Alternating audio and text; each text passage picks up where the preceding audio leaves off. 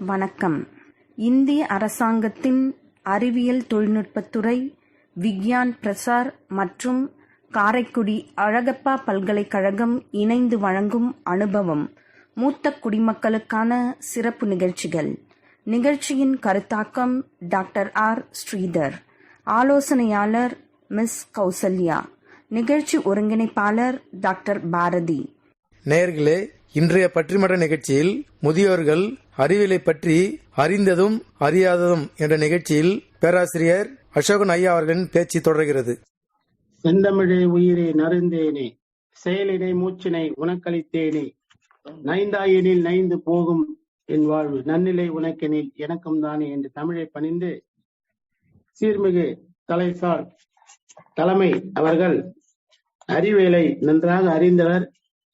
அறிவியல் தொழில்நுட்பத்தினுடைய அறிவை மற்றவரும் அறிய வேண்டும் என்ற ஒரு அவாவின் அடிப்படையிலே நிலா எஃப்எம் இன்றைக்கு ஒரு பெரிய முயற்சி எடுத்திருக்கிறார்கள்.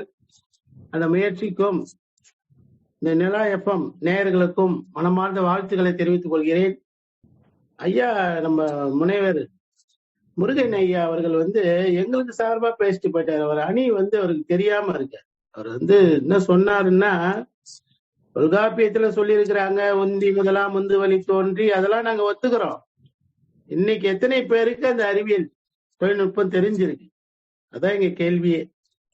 ஐயா அவர்கள் பேராசிரியர் முனைவர் முருகையன் ஐயா அவர்கள் 2000 ஆண்டுக்கு முன்னாடி 3000 ஆண்டுக்கு முன்னாடி எல்லாம் அதெல்லாம் சரிங்க, அதெல்லாம் நாங்க எந்த மறுப்பும் நாங்க சொல்லல. ஆனா இன்றைய சூழ்நிலையில நம்முடைய பெரியவர்கள் இந்த அறிவியலை அறிந்திருக்கிறார்களா?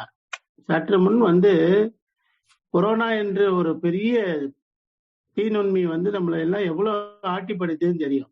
அதெல்லாம் இந்த பெரியவங்களை சமாதானப்படுத்துறதுக்குள்ள படாத பாடு. இந்த இளைய தலைமுறை எல்லாருமே ஏத்துக்கிட்டாங்க.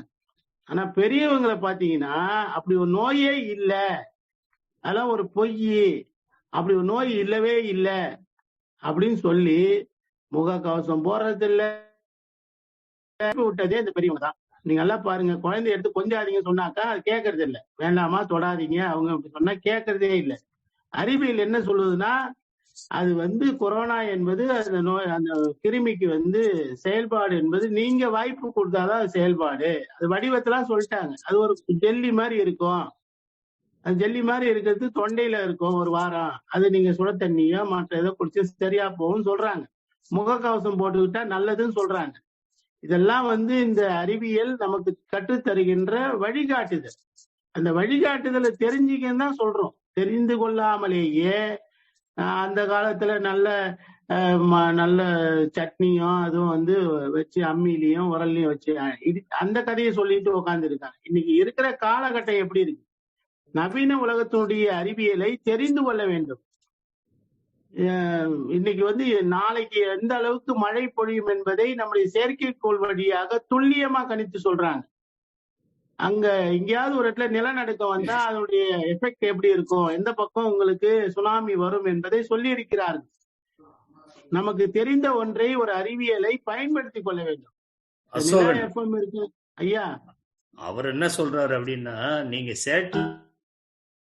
நீங்க மூட்டத்தை பார்த்து காண மயிலாட கண்டிருக்கும் ஆண்கோழி தானும் அதுபோல் ஆயிற்று அப்படின்னு இல்லாம, அந்த மயில் தோகை விரித்து ஆடுது அப்படின்னு சொன்னா அந்த மேகம் திரண்டு இருக்கும் மழை வருமே அப்படின்னு அவர் சொல்றாரு. அது சரிங்க ஐயா. இப்ப இருக்கிற மக்கள் தொகை பரப்பளப்புல எந்தெந்த ஊர்ல மயில் ஆடுதுங்க ஐயா? நீங்க எத்தனை மயில் ஆடுனதை பாத்தீங்க? நான் சொல்லலைங்க, அவர் சொன்னதை சொன்ன நானு. அதாங்க ஐயா, இப்ப கையில செல்பேசி இருக்கு, எடுத்து அந்த ஆப் போனீங்கன்னா, என்ன வெதர்னு ஒரு ஆப் இருக்கும், அது உள்ள போனீங்கன்னா உங்களுக்கு அதெல்லாம் தெரியாத. அதுதானே பிரச்சனையே. அதான் தெரியாததுனாலதான் அவரு என்ன சொல்றாரு, ஒரு ஆப் இதுக்கு ஒரு ஆப் தேவையான்னு கேக்குறாரு. அது ஒண்ணு தெரிஞ்சு அது வெதர் ஆப்னு போனாருன்னா பார்க்க வேண்டியதுதான். இவர் எங்க போய் மயில் எங்க ஆடுது, குயில் எங்க கூவுதுன்னு பார்த்துட்டு இருக்க முடியுமா ஐயா? அந்த காலத்து இயற்கையோடு இணைந்த வாழ்க்கை பார்த்தாங்க, சொன்னாங்க. தெரிஞ்சாலும் சரி தெரியலாம் சரி, இன்னைக்கு துல்லியமா கணக்கிட்டு சொல்றாங்க. இத்தனை வேகத்துல இவ்வளவு புயல் காற்று வீசும், கவனமா இருங்க, பாதுகாப்பா சொல்றாங்க. சொல்றதை கேட்கறதுக்குள்ள மனநிலை இல்லை, அதெல்லாம் வராது, மழை வராது. தும்பி தாழ பறந்தாதான் மழை வரும். வரட்டும், அதெல்லாம் உண்மைதான், இல்லைன்னு சொல்ல. இன்னைக்கு எல்லா இயற்கையும் மாறிவிட்டது. அப்ப அந்த செயற்கைக்கோள் சொல்லக்கூடிய தன்மையை கூட கேட்காம நம்ம பாத்தீங்கன்னா போன 2020 நம்ம ஜோசியத்தை நம்பி வீணா போனோம். அது உண்மைதான். அது அவங்க சொல்றாங்க, 2020 தொடங்கும் போது ஒரு 4 ஜோசியக்காரங்க உட்காந்து பேசுறாங்க. என்ன சொல்றாங்கன்னா, அப்ப நம்ம தீநுண்மி வரல, தெரியல. 2019 சைனால வந்துடுச்சு, நமக்கு தெரியல. என்ன பேசிக்கிறாங்கன்னா, இந்த 2020 முதல்ல பிறக்குது, இனிமேட்டு இந்த நம்ம பாரத தேசத்துல குறிப்பா தமிழ்நாட்டுல யோகம் அடிக்கும், ஒரு பிரச்சனையும் இல்லை. அவ்வளவு குரு பகவானுடைய அந்த பார்வை எல்லாருக்கும் தனபாக்கியத்தை கொடுக்கும். 2020 அவ்வளவு கன்னி லக்னத்துல கும்பராசியில பிறந்து இருக்குது அப்படின்னு சொல்லி சொல்லி சொல்லி அந்த ஆண்டு வந்த உடனே பாத்தீங்கன்னா, இந்த தீநுண்மி வந்த உடனே அந்த சொன்னவங்க எல்லாம் ஆளை காணோம். யார் முன்களமா இருந்தது? அறிவியல் அறிஞர்கள், மருத்துவர்கள், முன்கள பணியாளர்கள், இவரெல்லாம் சேர்ந்துதான் இந்த நோயை ஒழிக்கிறது துணையா இருந்தாங்க. நம்பாத இந்த அறிவியலை பற்றி அறிவில்லாதவர்கள் அல்லது பெரியவர்களுடைய அந்த அறிவு குறைவாக இருக்கின்ற தன்மையினால்தான் பலவற்றையெல்லாம் தொலைத்து இருக்கிறோம். நாங்கள் தொல்காப்பியர் சொல்லலன்னு சொல்ல இருக்கு, அதை நீங்க பயன்படுத்திங்க. இன்னைக்கு யாரெல்லாம் அதுல இன்னைக்கு மொழியியல் துறை என்பது பன்முகமா வளர்ந்து இருக்கு இல்லைங்களா? நரிக்குறவர் மொழியை கூட நம்ம வாக்கை போலி நம்ம கொண்டு அது வடிவமா கொண்டாச்சு, எழுத்து வடிவமா கொடுத்தாச்சு. ஒரு மொழியை உருவாக்குகின்ற அளவிற்கு நம்ம வளர்ந்தாச்சு. இதையெல்லாம் தெரிந்து கொள்ள வேண்டும். கையில இருக்க செல்போனே உங்களுக்கு லாக் ஆகி போச்சுன்னா திறக்க தெரியலையே, நீங்க என்ன பண்ணுவீங்க? அதுல இருக்கிற எத்தனையோ இன்னைக்கு உங்களுக்கு தேவையான பொருள் எல்லாம் உள்ளங்கையில கொடுத்தாச்சு. நீங்க என்ன சொல்றீங்க? என்ன சொல்றோம் அப்படின்னா, நீங்க அந்த மாதிரி லாக் ஆகிற பொருளை அவங்களுக்கு கொடுக்க கூடாது, அவங்களுக்கு முன்னாடியே சொல்லி கொடுக்கணும். இது லாக் ஆச்சுன்னா இப்படி திறக்கணும் அப்படின்ற. என்ன ஒண்ணு சொல்றேன் அசோகன், நீங்க தீநுண்மி பரவியதற்கு முகக்கவசம் போடாததுக்கு பெரியவங்க மட்டும் ஒரு காரணம் அப்படின்ற குற்றச்சாட்டை நான் முற்றிலுமாக மறுக்கிறேன். அவங்க மட்டும் இல்ல, பல பேர் அப்படிதான் செய்யறாங்க. ஆனால் அதை நோக்கி நம்ம செய்ய வேணாம். அடுத்த விஷயத்துக்கு வாங்க. சரி, இப்ப பெரியவங்க என்ன பண்றாங்கய்யா, எல்லாத்துக்குமே கை வைத்தியம் போறாங்க.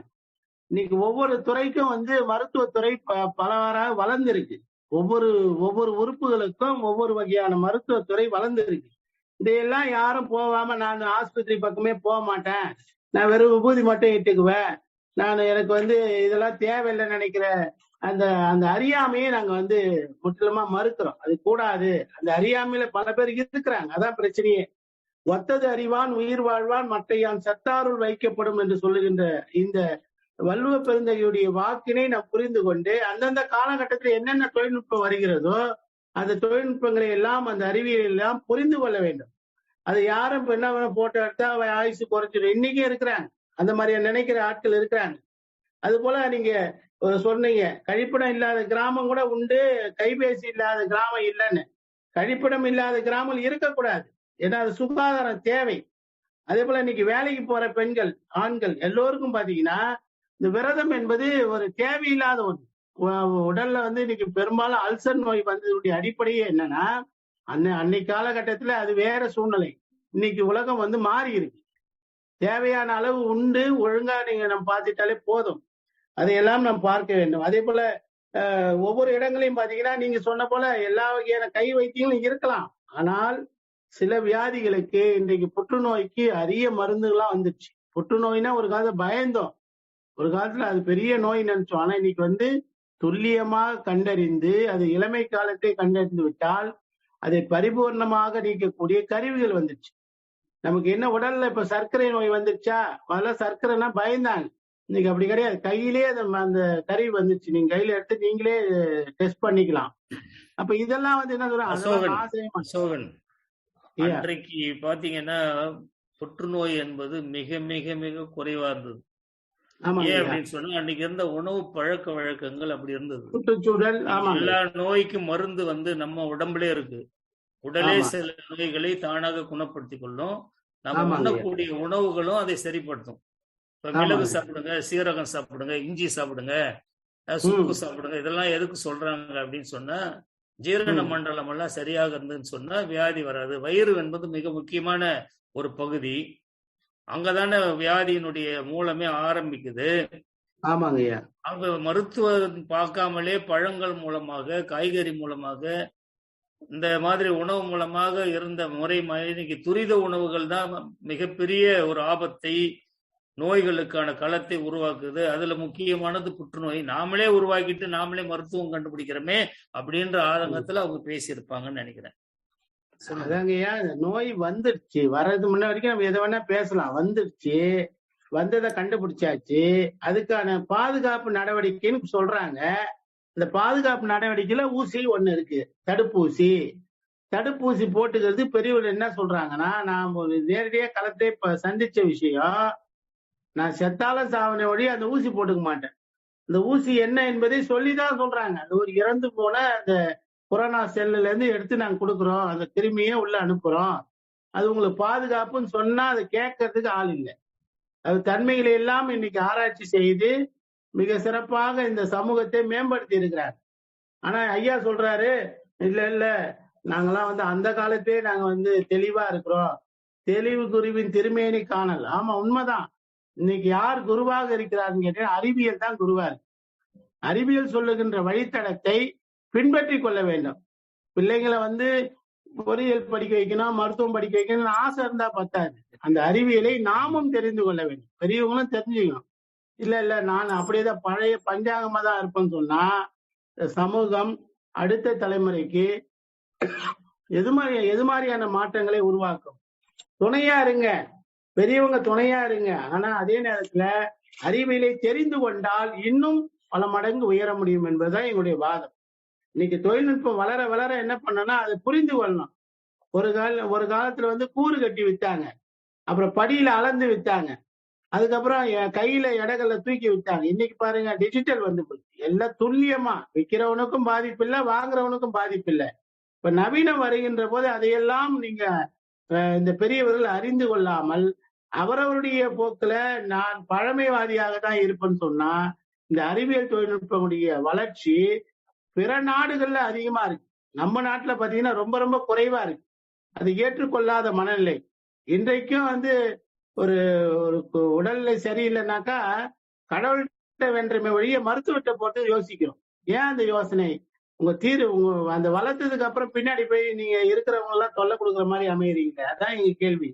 நீங்க தொழில்நுட்பம் துல்லியமா கண்டுபிடிச்சிருக்கு, கண்டுபிடிச்சு அதுக்கான மருந்துகளையும் நமக்கு கொடுக்குது. ஒரு காலத்துல நோய்கள் குறைவு, ஆனா அதுக்கான நோய்களுக்கான வைத்தியங்களும் கொஞ்சம் வச்சிருந்தாங்க. ஆனா இன்றைக்கு ஒவ்வொரு பிறந்த குழந்தை முதல் முதுமை எல்லை உயிர் போகின்ற தருவாய் வரையில அவர்களுக்கு வழிகாட்டியாகவும் வாழ்வியல் துணையாகவும் ஒவ்வொரு வகையான மருத்துவ முறைகள் இன்றைக்கு வளர்ந்துருக்கு.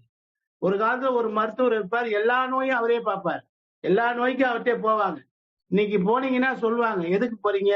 காது மூக்கு தொண்டை, அதுக்கு ஒரு மருத்துவர் இருக்காரு, அவர்கிட்ட போங்க. கால் வலி, மூட்டு வலி, முழங்கால் வலி, அவர் தனியா போங்க.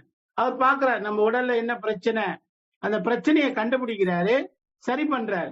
இதை யாருமே ஒத்துக்கிறது இல்ல. உடனடியே நம்ம என்ன சொல்றது, சாமி குத்தம், சாமி தண்டிச்சிச்சு, சாமி குத்த நம்ம என்ன பண்ணோம், பொங்கல் வைக்கணும், படையல் போடணும். பொங்கல் படையல் போடுங்க, வேணாம் இல்ல, அது பண்பாடு கலாச்சாரம் அது இருக்கலாம். ஆனால் வந்திருக்கிற நோயை சமூகத்தினுடைய அவலத்தை போக்குவதற்கு அறிவியலோடு இணைந்திருங்க. இந்த நம்ம கையில இருக்க செல்பேசி ஏதோ பேசுறதுக்குமான கருவி மட்டும் நினைக்கிறாங்க. இல்லை, உங்களை பாதுகாக்கக்கூடிய பெரிய பாதுகாப்பு அரண் அது. அதை முதல்ல தெரிஞ்சுக்கணும். உங்களுக்கு என்ன உதவி வேண்டுமானாலும் இந்த செல்பேசி வழியா நீங்க அடைய முடியும் என்பதை தெரிந்து கொள்ளணும். ஒரு காலத்துல ஒரு அறிவை ஐயா காலத்தின் அருமை கருதி சரிங்க, இப்ப நூலகத்துக்கு போகணும்னா கூட ரொம்ப தூரம் போகணும். ஆனா கையில டிஜிட்டல் போச்சு. டிஜிட்டல் நூலகம் இருக்கு, உள்ள போனீங்கன்னா தெரியும் உங்களுடைய உடல்ல ரத்த அழுத்தம் என்ன, எல்லாவற்றையும் இந்த அறிவியல் சொல்லுகிறது. இந்த அறிவியலை பயன்படுத்தி கொண்டால் நமக்கெல்லாம் பெருமை. அன்னைக்கு கல்லணை கட்டினாங்க, பெரிய கோயில் கட்டினாங்க, எல்லாம் சரி. இன்றைக்கு அடுக்குமாடிகளை கட்டி சிறிய இடத்துல மிகப்பெரிய வாழ்வியலை, மக்களுக்கு வாழ்க்கைக்கு இடப்பற்றாக்குறையை போக்கி குறைவான இடத்துல அதிக மகசூலை பெருக்கக்கூடிய அளவிற்கு தொழில்நுட்பம் வளர்ந்திருக்கு. அதையெல்லாம் பயன்படுத்தி கொண்டு இந்த சமூகம் வளர வேண்டும். பெரியவர்கள் இன்னும் இருக்கின்ற தொழில்நுட்ப அறிவை எல்லாம் பயன்படுத்தி அவர்கள் தெரிந்து கொள்ளணும்னு ஆசை இருக்கணும். அதெல்லாம் தெரிந்து கொள்ள வேண்டும் என்ற ஆசை இருந்தாலே பிரச்சனையை தீர்ந்துரும். பல பேர் என்ன நினைக்கிறாங்கன்னா, தெரிந்து கொள்ளவே கூடாது என்று நினைக்கிறார்கள். அது பெரிய என்னமோ நமக்கு அறிவியல் என்பது நமக்கு எதிரி என்று நினைக்கிறார்கள்.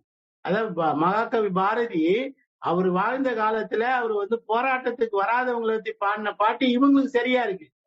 நெஞ்சு பொறுக்குதில்லையே இந்த நிலைகட்ட மனிதரை நினைந்து விட்டால் அஞ்சி அஞ்சி சாவார் இவர் அஞ்சாத பொருள் இல்லை அவனியிலே வஞ்சனை பேய்கள் என்பார் இந்த மரத்தில் என்பார் அந்த குளத்தில் என்பார் துஞ்சிது முகத்தில் என்பார் எண்ணி துயர்படுவார் மிக பயப்படுவார் என்று சொன்ன அந்த வரிகள் இன்றைக்கு அந்த பயப்படுவார்களாக பயப்படக்கூடிய நபர்களாக இந்த பெரியவர்கள் இருக்கிறார்கள்.